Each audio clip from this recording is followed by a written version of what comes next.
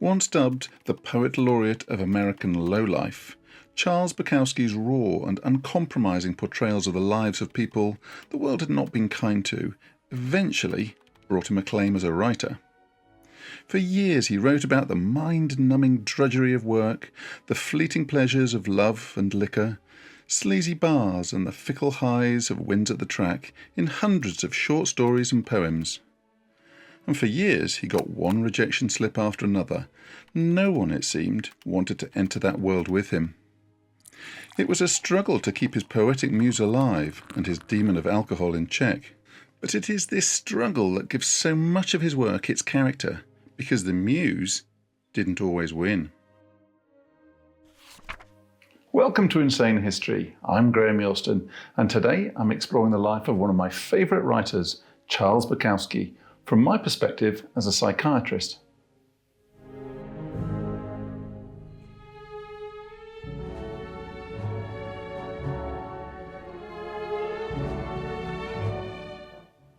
To unpick his alter ego Henry Chinaski from the real Bukowski, and work out how a man who spent so much of his life in squalid ugliness could find moments of such transcendent beauty in his writing.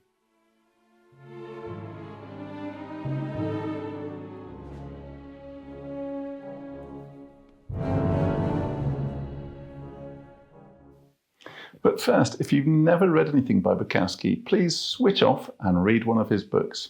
His first novel, Post Office, is a good place to start, because without experiencing the uplifting side to his writing, his life will just seem ugly. I should add a word of caution though. Bukowski is a controversial writer. Jane Austen he isn't.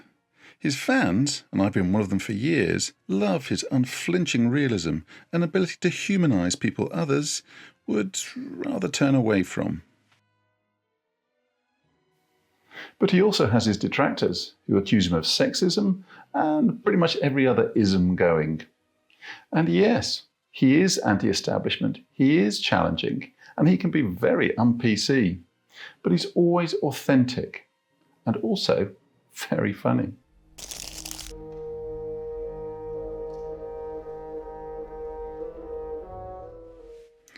Charles Bukowski was born Heinrich Karl Bukowski in 1920 in the picturesque town of Andernach on the River Rhine in Germany.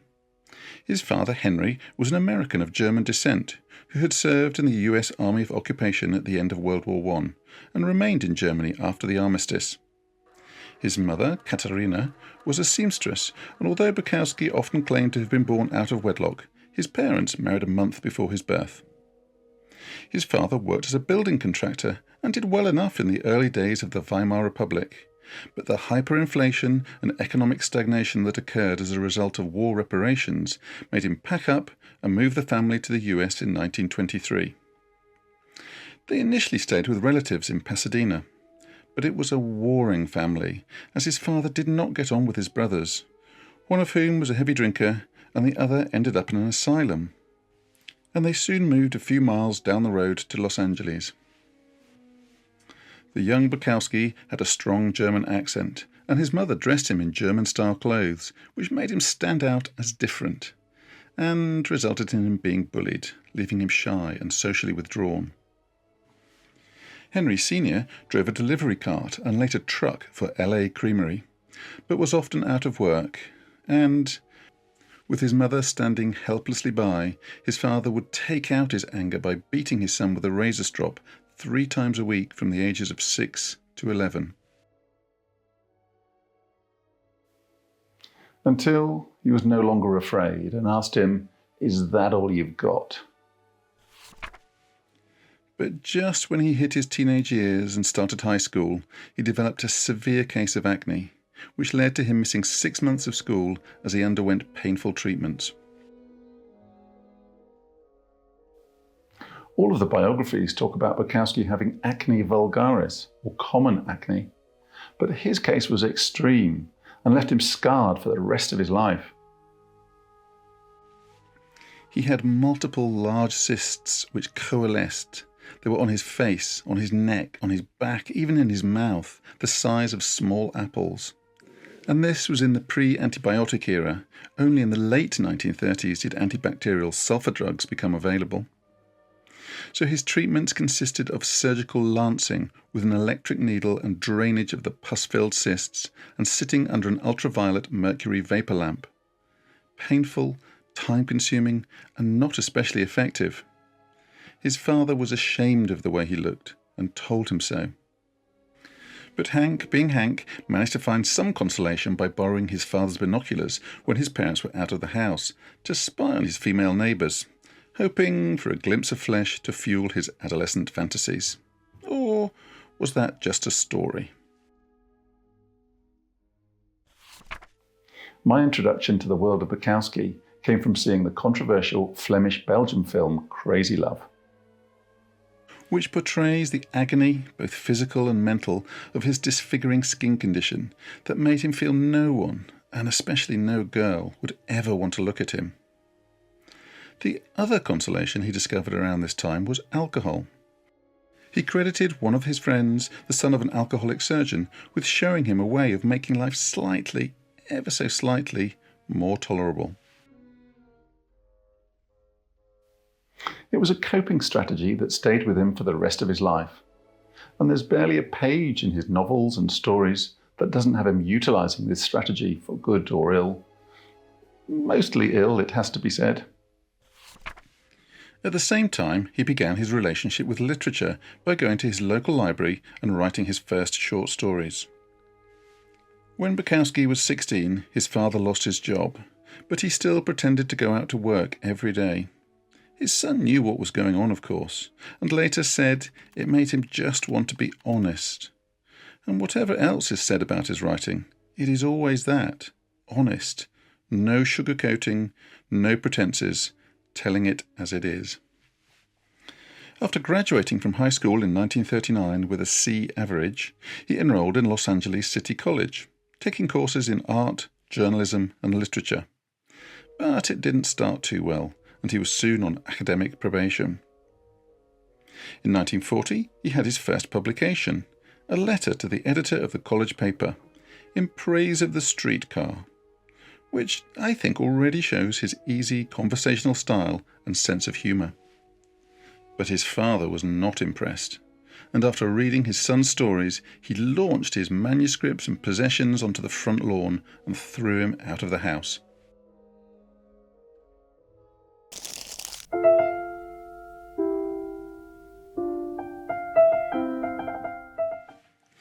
With his mother's support, he rented a room and continued classes for a while, but in 1941 he left college without graduating and set off on his own to see the country. A country still locked in debate about whether to get involved in the war in Europe. He moved from city to city, doing dead-end jobs and trying to write, but money was tight and he had to sell his typewriter, or starve. After San Francisco, he tried New Orleans, which, amongst other things, was famous for its red light district, and it was here, at the age of 22 or 23, that he had his first experience of love, although it may well have been more of a business transaction for the £300 object of his affection. His later story of an encounter with a woman of similar proportions and occupational history, and how they broke the bed, is hilarious as always, but I suspect has little to do with the reality of his first endeavours in this arena. He was writing 3 or 4 short stories a week at this point, longhand obviously, as he had no typewriter, and submitting them to mainstream magazines such as the Atlantic Monthly and Harper's, which rejected them 3 or 4 times a week. By 1942, America had entered the war, which meant he had to register for the draft. And although he signed up, he wrote to the draft board to say he had no intention of reporting for induction due to his personal philosophy. But report he did, whereupon the New Orleans draft board promptly rejected him on medical grounds. One time he returned home for a visit, but his parents were not pleased to see him, as they had told everyone he had been killed in action, and as they didn't want to take down the star in the window that signified their supposed loss, they gave him $10 to go away. A few months later, the draft board reopened his case, wanting him to be examined by a psychiatrist to determine whether he was a malingerer or not, but they couldn't find him. By this time he was living in New York, where, at the age of 24, he had his first short story, Aftermath of a Lengthy Rejection Slip, published in Story, a literary magazine that introduced the work of several major authors to the world, including J.D. Salinger, Tennessee Williams, and Joseph Heller. Pioneering and influential, but a poor payer, $25 if you were lucky. Then it was on to Philadelphia, where in July 1944, FBI agents caught up with him and arrested him on suspicion of draft evasion. His German heritage also made him a subject of interest to the FBI. During the war, 11,000 German nationals and some German Americans were interned under the authority of the Alien Enemies Act. He was held for 17 days in Philadelphia's infamous Moyamensing prison, following in the footsteps of Al Capone, H. Holmes, and Edgar Allan Poe. But he was eventually released, as there was no evidence he was deliberately trying to avoid the draft, and he said he was willing to serve. But a physical and psychiatric examination classified him as 4F, unfit for military service.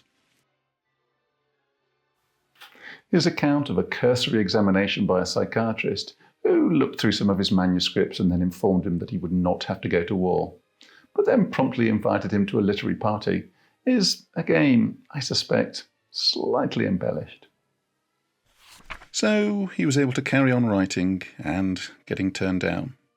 After one rejection slip, he wrote in despair to the editor, asking for a job as a manuscript reader, but hurriedly followed it up the next day with an apology, blaming it on dear old melancholia, a whole evening's fit of it, and added, "I wouldn't be at all surprised to find out I'm a bit insane." In 1946, his short story 20 Tanks from Castledown was published in Portfolio, a limited-run, loose-leaf quarterly, and he got some poems in Matrix, but his mail still consisted mainly of rejection slips.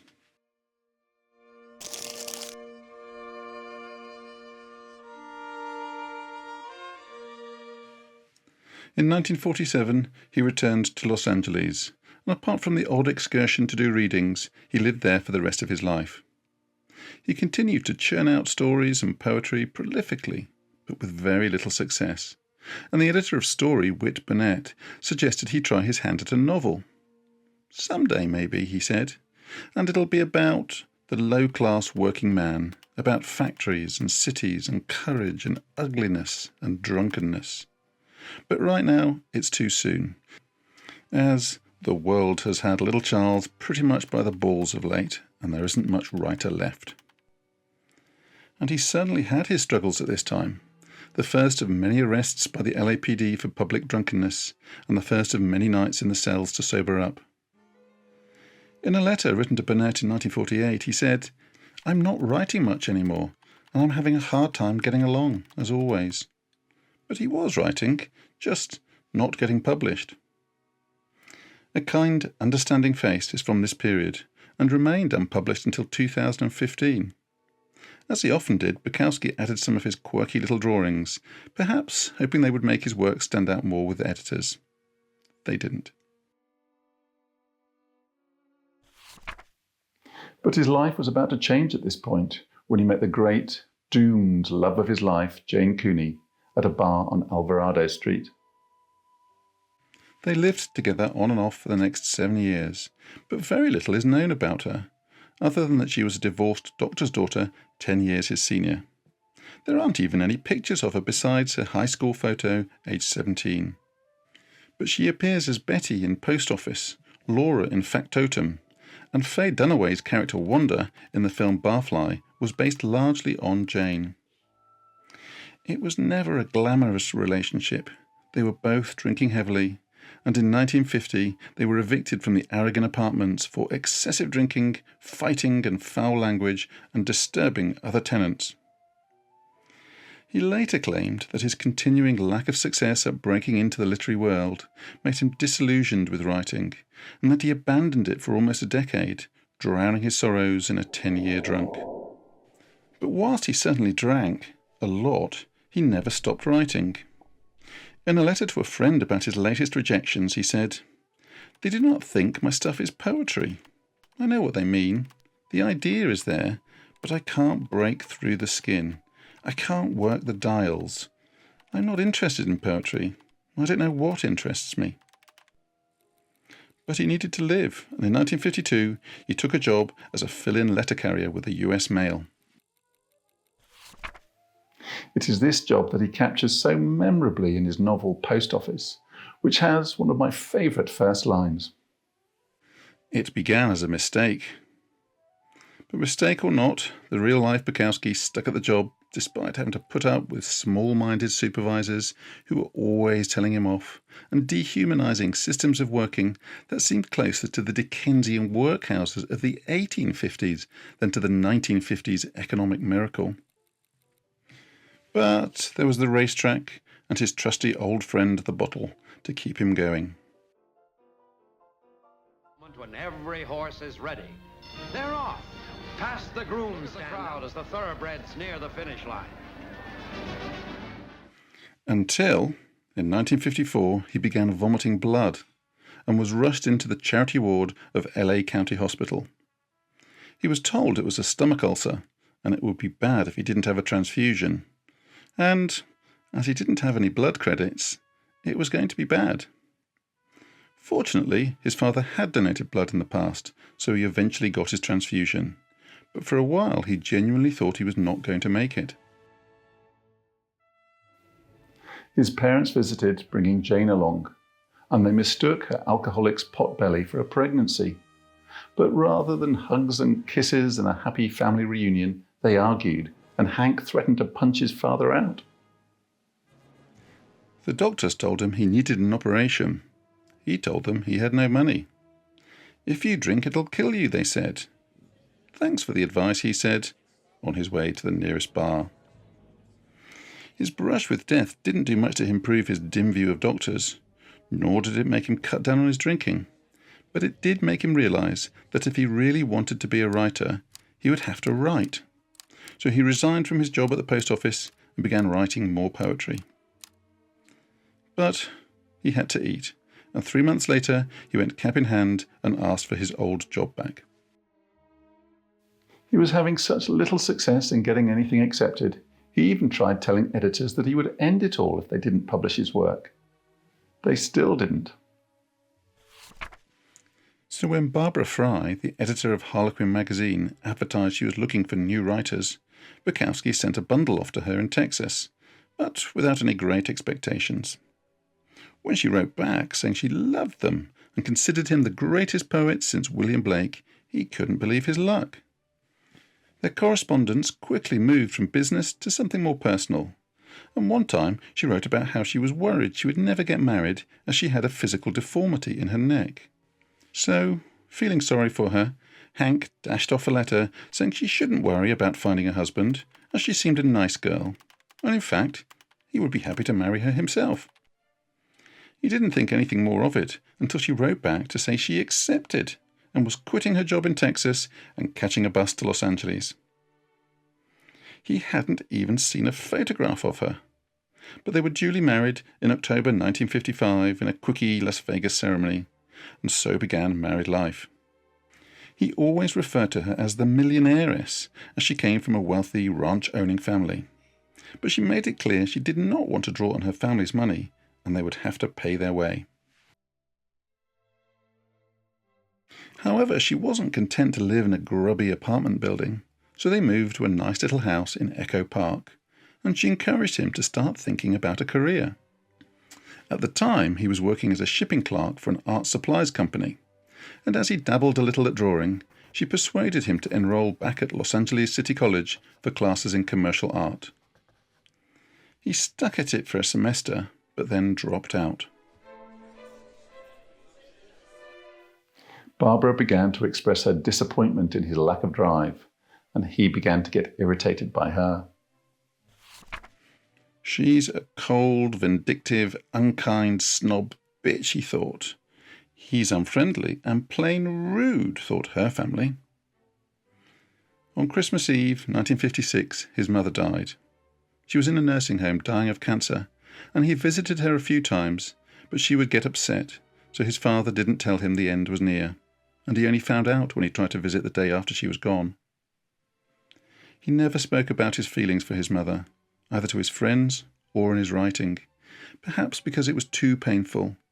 She'd always told him to respect his father, and that he was a great man, and his memories of his father were rather different. So when Barbara started talking about having children, he was not keen, and he did his best to avoid it happening. But she became pregnant anyway, and when she had a miscarriage, he blamed himself, believing his drinking had somehow caused it. Barbara blamed him too, and went off with another man and started divorce proceedings. The marriage lasted 2 years and 4 months, and when the divorce was finalised, he wrote one of his more bitter poems, "The Day I Kicked a Bankroll Out the Window." But he was never one who sought out wealth, and he soon returned to what he did best, drinking and writing. And by now he was having more success in getting published.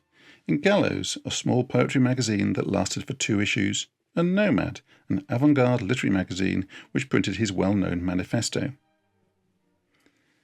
2 years after his mother, his father followed, dropping dead of a heart attack at the age of 63.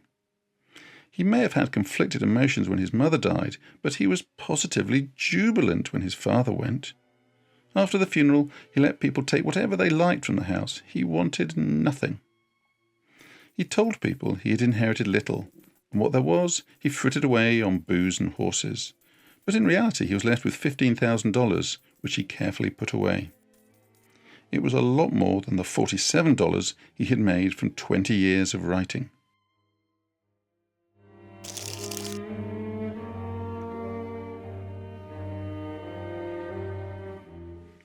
By 1960, Bukowski was back at the post office and had been promoted to letter filing clerk, a position he would hold for the next decade. After his father's death, he reconnected with Jane Cooney, who was working as a maid at a flophouse hotel in Hollywood for a free room and a pittance for drinking money. She was in an even worse state than when they had lived together, and Bukowski sensed she didn't have much time left. A letter written to her family in 1961 survives, in which she talks about Bukowski. "Hank has proven to be a wonderful friend. He takes me to the races now and then and stakes me. On Christmas and such I go to his place and cook a dinner, and sometimes just on Sundays. He's gotten over that meanness and we get along just fine. But that's all." His occasional run-ins with the LAPD and nights in the drunk tank continued. And although he was having more success at getting his poems published, the dark days of melancholy were not behind him. And at one point he tried something with a gas stove that Sylvia Plath would do with greater finality 2 years later. Bukowski simply woke up with a headache and opened the windows. In 1962, Jane died of a massive hemorrhage. She had cancer, but the cirrhosis got to her first. Bukowski was distraught. Whatever their problems may have been, he genuinely cared for her, and he turned his grief, his guilt, and his sense of powerlessness into a series of heartfelt poems and stories. For Jane, with all the love I had, which was not enough. Around this time, he had the first important review of his work in Midwest magazine, and he was awarded Outsider of the Year by The Outsider magazine. Finally, a bit of encouragement, and spurred on, he wrote up to 20 poems a day and fired them out to every literary journal he could think of. In his haste, he didn't make copies, and he admitted to an editor that he had lost hundreds of poems over the years if they didn't get returned. Jane had been gone for a year, and after a 10-day stint at the post office, he decided to invite a woman over who had written to him to say that she was a poet too, and that she admired his work. At 41, Frances Smith, who had changed her name to Franci, thought she was too old to get pregnant, but she was wrong, and when she told Bukowski, he asked her to marry him. She declined, but agreed to live with him, and they moved to de Longpre Avenue, not quite Skid Row, but definitely not Beverly Hills. The following year, his only child, Marina Louise, was born. He was devoted to her from the beginning, changing her, playing with her, and telling everyone how she was developing. His relationship with Francie was more problematic, however. He wanted to relax at weekends and do the things he had always done: drink, go to the races, get into fights, and then write about his scrapes. And in between his job at the post office and his boozy weekends, there wasn't much time for old Snaggletooth, as he called her. And when Marina was 15 months old, he suggested they part. Little glossy girl with glossy hair, black with the sun on you, laughing in the white face of the sun, laughing with dirt on your hands and your toes curling in the dirt. He didn't abandon them, however.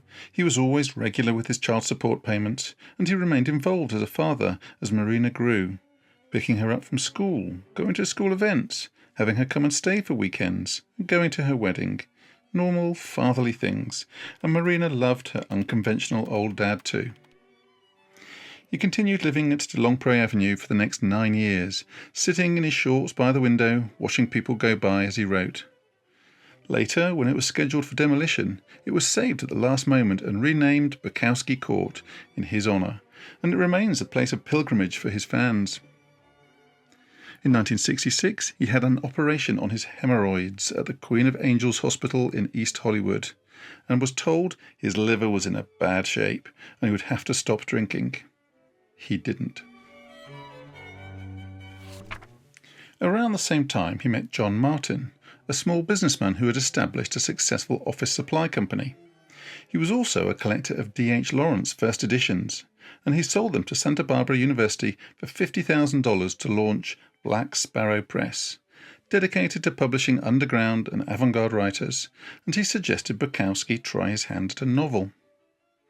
Things were definitely looking up at last, and starting in 1967, Bukowski also began writing a regular column for the underground newspaper Open City, which he called Notes of a Dirty Old Man. When the paper was shut down in 1969, the column was picked up by the Los Angeles Free Press.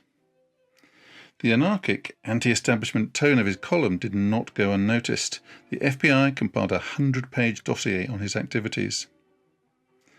At the same time, Bukowski and Neely Tchaikovsky, who later wrote the first biography about him, launched a short-lived mimeographed literary magazine together, Laugh Literary and Man the Humping Guns. They produced 3 issues over the next 2 years before it folded.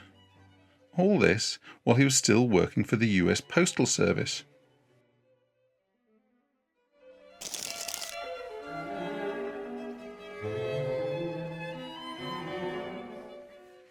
John Martin had been trying for a while to persuade him to dedicate himself to full-time writing, and in 1969 he offered him $100 a month for the rest of his life to quit his job.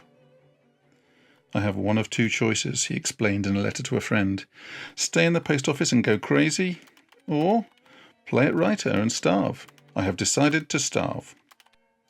He was earning around $625 a month at the Postal Service, so it was a big call, and he had child support payments for his daughter to think about. But he still had some savings from the sale of his father's house, so he decided to give it a go. And in January 1970, he quit the post office for the last time.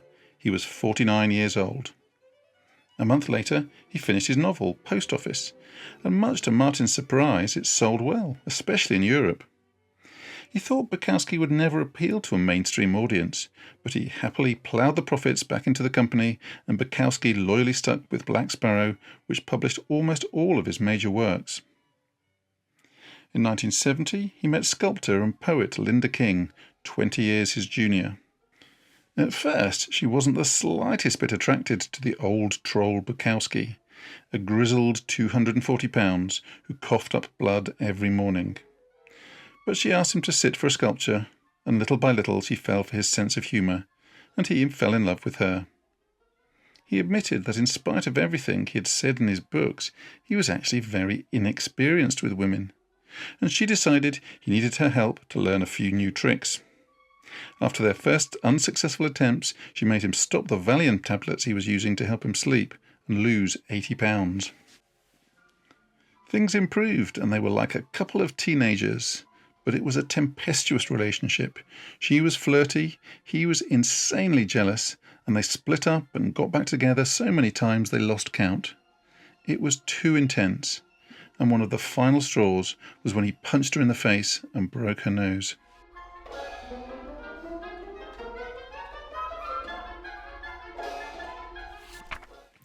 Published authors have to meet their audience, which meant he had to travel, and he made his first ever plane trip to Seattle for a reading at Bellevue College.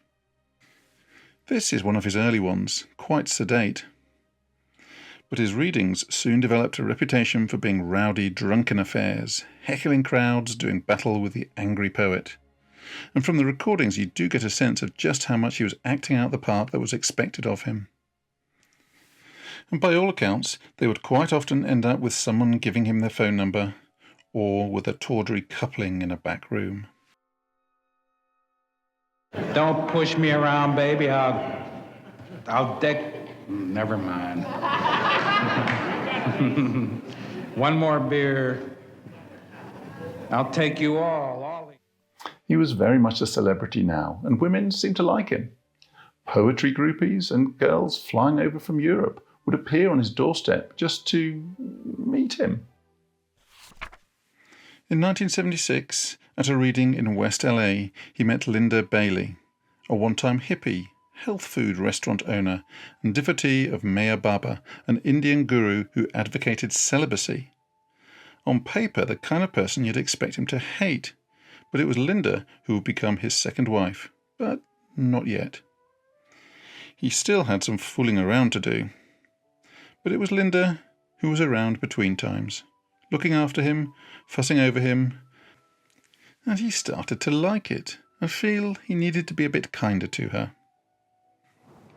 In 1978, she persuaded him to move out of the East Hollywood area where he had lived for most of his life, to the harbourside community of San Pedro, the southernmost district of Los Angeles. Linda followed him, and they lived together intermittently over the next 2 years, and she travelled to West Germany with him for a live poetry reading in Hamburg. He was nervous. There was a capacity 1,200-strong audience. Would they understand him? "Hello," he began. "It's good to be back." They loved him.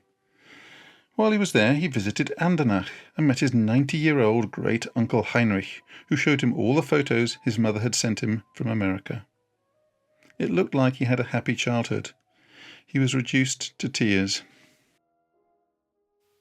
The trip was a huge success. His books were selling in their tens of thousands in Germany, compared to a much slower 3,000 or 4,000 in the States.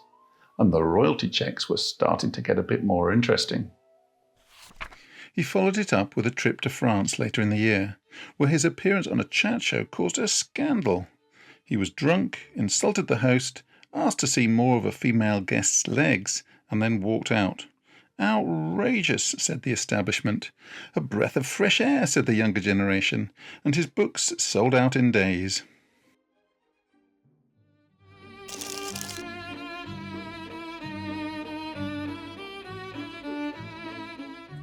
Bukowski's life in his final decade and a half was really very different. He was earning a lot of money. He was settled, mostly with Linda, in a nice little suburban house. He drove nice cars. His wild days were behind him. He didn't drink as much. The one thing that didn't change was his commitment to writing. There were poems, novels, collections of short stories and essays, and a little dalliance with Hollywood. He produced a screenplay for Barfly in 1979, but there were difficulties getting funding and finding an actor to play the lead. While all the horse trading needed to get a movie produced was going on, the film's Swiss director, Babette Schroeder, spent a lot of time with Bukowski and Linda at their house in San Pedro, and Buck would talk for hours about his childhood and younger days, and Schroeder decided he should capture these for posterity, so began filming their evenings together, producing a fascinating 4-hour documentary, mostly shot in Bukowski's front room, but also going to key locations in his childhood, including the family home. He pointed out the place where his father had forced his face into vomit, and the bathroom, the torture chamber as he calls it, where his father beat him. It is obviously still very raw. But even more painful to watch is his tirade at Linda for staying out late and going to Who concerts. The camera rolls on as he builds up to a fury of insecurity and ends up kicking her. Definitely not his finest moment, but he couldn't remember it in the morning, and Linda dismissed it as funny, saying it had never happened before, and later she said it never happened again. Bukowski turned the painful memories of his early years into his novel Ham on Rye, which is a kind of prequel to his other Chinaski books, telling the backstory of his miserable childhood and explaining how he ends up as such a mistrusting, world-weary misanthrope. It could easily have turned into an exercise in self-pity, but he avoids that, and there is still humour. And for many it is their favourite Bukowski novel, as he lets down his mask more than in his others. While the delays to Barfly continued, an Italian consortium produced a film version of one of his short stories from Tales of Ordinary Madness, with Ben Gazzara as the male lead. Bukowski hated it, as did the critics, although it did quite well in Europe and won some Italian film awards. He eventually married Linda in 1985 in a ceremony performed by Manly Palmer Hall, a Canadian astrologer, mystic and author of over 150 books on esoterica. He was no longer giving public readings and had stopped producing the original paintings which were included in the deluxe editions of his Black Sparrow books, as he felt the assembly line aspect took the joy out of the process. But he did still paint for his own pleasure in thick layers of acrylic, oils, watercolours, pastels, crayons, pen, whatever was at hand. He also began a collaboration with cartoonist Robert Crumb on a series of comic books, and Crumb illustrated several of his short stories. The filming of Barfly finally got going in 1987. Bukowski was very much involved as writer, and he even appears as one of the guys sitting at the bar. He was enthusiastic about Mickey Rourke's characterization during filming, but later felt he didn't get it right. He had it all kind of exaggerated, untrue. He was a little bit show-off about it. In 1988, he had tuberculosis and had to take antibiotics for 6 months. To everyone's surprise, apart from his own, he managed to stop drinking without any ill effects, and he even stopped going to the racetrack for a while. His penultimate novel, Hollywood, is the mostly autobiographical account of his brush with the movie industry and was published in 1989. And he continued writing poems with his customary fluency, up to 500 a year. But his final book, Pulp, was a radical departure, a detective novel in which Nicky Belaine, a hard-boiled, low-life private detective, attempts to track down French writer Louis-Ferdinand Céline, one of Bukowski's favourite authors. Belaine's cynical attitude towards the world is intensified by his heavy drinking. He began writing in 1991, but progress was slow. Bukowski had rarely made significant revisions of his previous manuscripts, but this was different.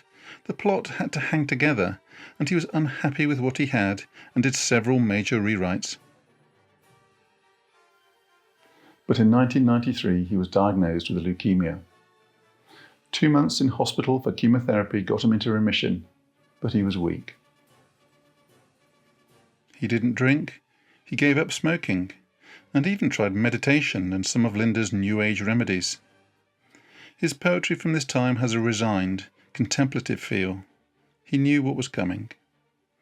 He managed to finish Pulp, which has some of his most violent, cynical and sarcastic writing, but also metaphysical qualities that show an acceptance of his own mortality.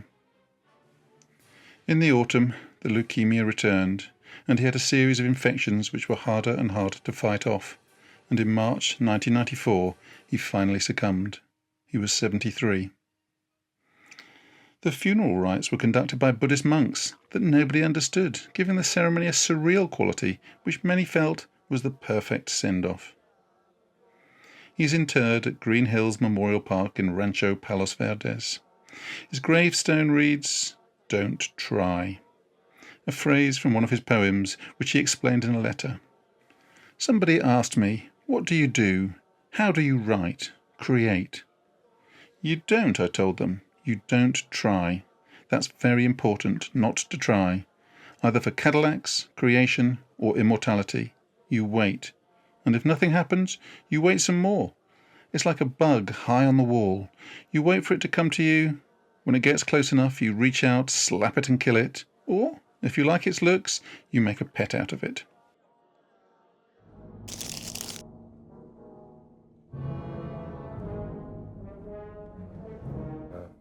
The brilliant child cannot be brilliant because he's taught to be brilliant.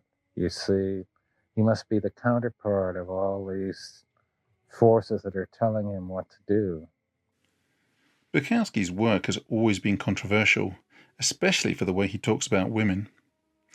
A critical study of his writing by Hugh Fox appeared as early as 1968, before he'd really got going, which commented, "When women are around, he has to play man.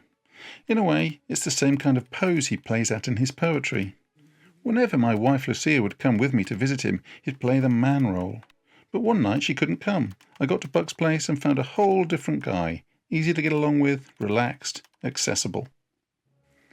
In the years since then, a huge body of academic work by feminist critics and gender studies academics has emerged condemning Bukowski for his misogyny and toxic masculinity.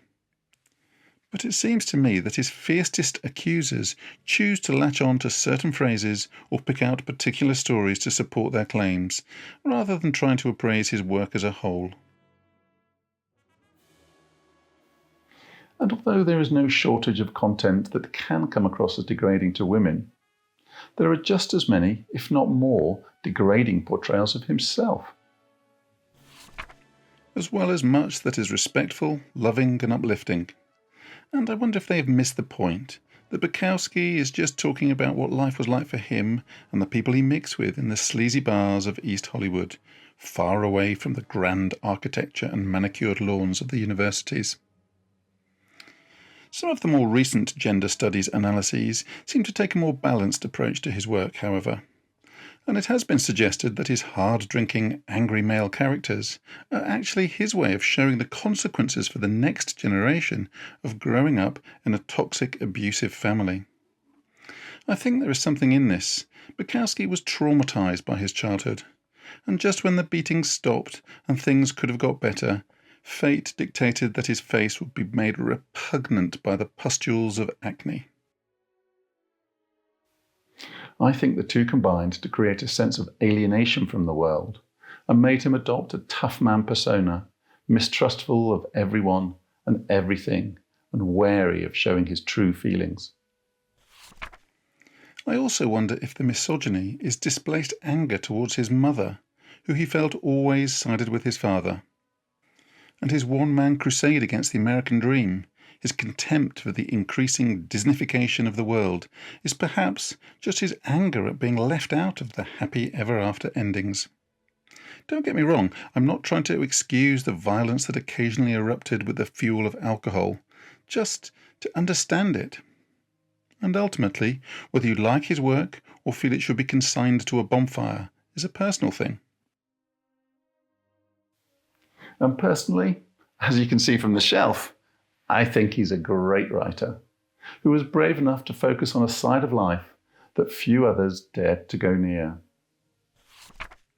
In researching this video, I wanted to find out whether the real-life Charles Bukowski was different to the fictional Henry Chinaski. Bukowski himself said that 93% of his work was autobiographical, and the rest was improved. In friend and fellow poet Neely Tchaikovsky's brilliant biography, which reads just like a long-lost Bukowski novel, the blurring of lines between reality and fiction is maintained. Howard Sunis, however, in his biography, had more distance from his subject, and using his investigative journalistic skills was able to deconstruct the Bukowski mythology to some extent, finding that many of the snippets of biographical information that Bukowski revealed in letters and interviews were not true. Starting right back from the beginning with his "I was born a bastard." It's a great line that instantly evokes a backstory and places him as an outsider. But he wasn't. His parents married a month before his birth. And his account of a decade of not writing as a 10-year drunk is also not true.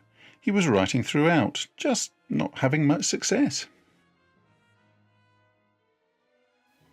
There is obviously a lot of overlap between Bukowski and his fictional self, but I suspect he did a bit more improving of his real-life escapades than he was willing to let on. But for me, as a psychiatrist, it is his relationship with alcohol that I find so interesting. When I first encountered his work, I was working in Fife in Scotland, and most of the people I was seeing were from tough, post-industrial towns with high rates of unemployment, poverty and alcoholism. There is barely a page in Bukowski's prose in which he does not have a bottle of beer in his hand or a fifth of whisky, and he is often drunk and behaving badly. Yet he always seemed different to the kind of people I was seeing in clinical practice, for whom alcohol had come to completely dominate their lives. However much Bukowski drank, he always returned to his writing, or to discussing another writer he admired, while listening to a piece of classical music. Alcohol never seemed to have reached the level of salience or towering importance in his life, where nothing else mattered beyond the next drink. Salience is one of the classic features of the alcohol dependence syndrome proposed by British psychiatrist Griffith Edwards in the 1970s, and he particularly emphasised the change in salience of alcohol as marking the descent into the full dependence syndrome, the gradual loss of interest in anything unconnected to drinking. And Bukowski never quite got to that level. Writing always remained the most important thing. Which is why, despite drinking heavily for years, he lived to the age of 73, dying from leukemia rather than cirrhosis, and still writing to the end, showing he did not have the other catastrophic complication of drinking, alcohol-related brain damage. This is also the view of his wife Linda, who never thought of him as an alcoholic, and John Martin, his publisher for more than 20 years, who said he never saw him drunk. So yes, he drank, and at times he drank a lot and behaved badly, but just not quite as much or quite as often as his stories suggest. I think this is important, as one of the other criticisms of Bukowski is that he glorifies alcoholism, makes it seem cool in an outsidery, anti-hero kind of way. And this criticism I do feel is valid. There is nothing cool or fun about alcoholism. It wrecks lives, the lives of the drinker and the lives of anyone who cares for them.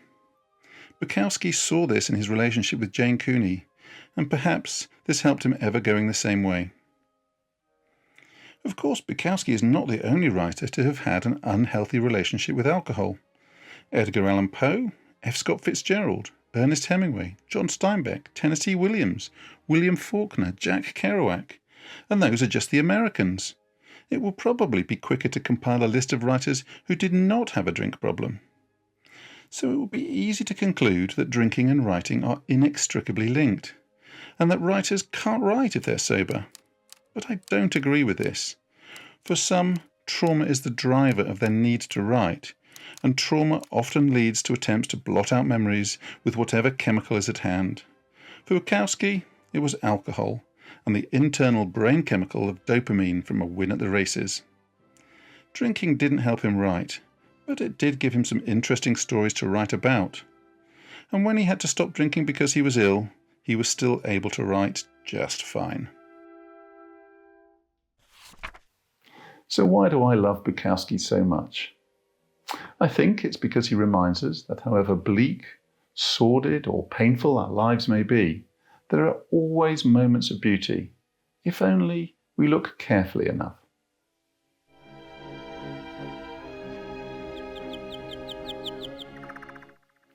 Thank you for watching.